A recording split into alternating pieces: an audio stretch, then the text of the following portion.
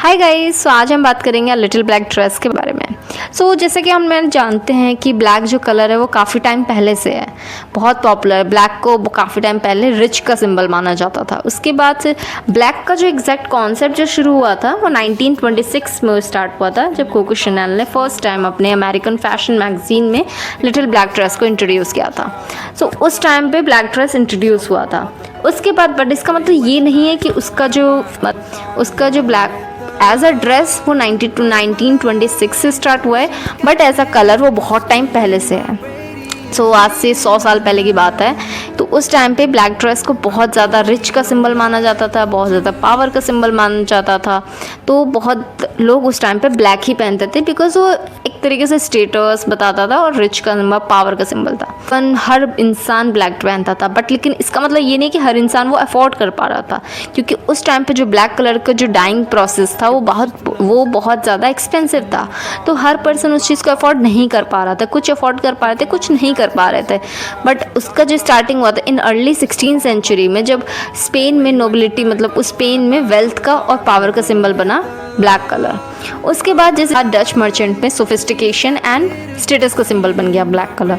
उसके बाद coming to the era Victorian era में जो ब्लैक कलर था वो मॉर्निंग का सिस्टम था, मॉर्निंग का सिंबल था।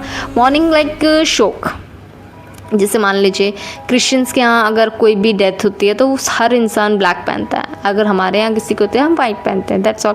ये एक तरीके से कल्चर इन्फ्लुएंस करता है। तो उसी तरीके से विक्टोरियन एरा में जो मॉर्निंग टाइम जो ब्लैक ही था, मॉर्निंग गारमेंट ब्लैक ही था, जिसे शोक का मतलब सिंबल माना जाता था। वो ब्लैक कहीं से इन्वेंट नहीं हुआ है, ब्लैक कलर कहीं से आया नहीं है। वो कल्चर, वो यूरोपियन कल्चर के इन्फ्लुएंस का रिजल्ट है। पर्पस बेसिकली यही था कोको शैनल का ब्लैक ड्रेस बनाने का, कि उनका कॉन्सेप्ट बिल्कुल क्लियर था। उनका कॉन्सेप्ट ये था कि अब ब्लैक ड्रेस उस टाइम पे जो ब्लैक कलर हुआ करता था उस टाइम पे वो बहुत एक्सपेंसिव था, हर पर्सन उस चीज़ को अफोर्ड नहीं कर पाता था। तो बहुत एक्सपेंसिव था, उसकी डाइंग प्रोसेस बहुत एक्सपेंसिव थी। हाईली डेकोरेटिव था, तो हर इंसान नहीं कर पाता था, हर अफोर्ड नहीं कर पाता। उसी को देखते हुए कोको शैनल ने एक ऐसा गारमेंट इंट्रोड्यूस किया जो स्टाइलिश भी हो और अफोर्डेबल हो। दैट्स वाई ब्लैक ड्रेस बना। उसके बाद जैसे जैसे इवॉल्व हुआ तो फिर उसके ऊपर, लेकिन पर्पस यही था कोको शैनल का कि हर इंसान अफोर्ड कर पाए और स्टाइलिश भी हो। वर्क किया, first is fabric quality and second is silhouettes. दो जो क्वालिटी पे उन्होंने वर्क किया उसी पे उन्होंने कंप्लीट गारमेंट था। तो उनके जो फैब्रिक्स हुआ करते थे, अगर मैं एग्जैक्ट जो कोको शैनल ने अपने गारमेंट में यूज़ किया था फैब्रिक, में उसी की बता रही हूँ। तो उन्होंने जो यूज़ किया था, first one is crepe de chine, second is silk, third is jersey and fourth is wool crepe. That's all, इतना ही उन्होंने यूज़ किया। उसके बाद 1930s में 1950s में और गारमेंट और फैब्रिक इंट्रोड्यूस होने लगा, और लग्जूरियस फैब्रिक इंट्रोड्यूस हुए, उसमें ब्लैक डाइंग हुई, और सारे टाइम पे फैब्रिक इंट्रोड्यूस होते गए।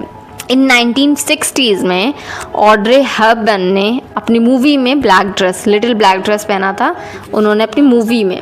उसके बाद बहुत सारे एक्टर्स ने ब्लैक ड्रेस को पहनना शुरू किया, बट उसका जो कॉन्सेप्ट है वो बहुत साल पहले से था। ठीक है, तो उस टाइम से it's all about in this video. If you want a part 2 let me know in the comment section 2 and I will create it. मिलते हैं नेक्स्ट वीडियो में। Bye guys.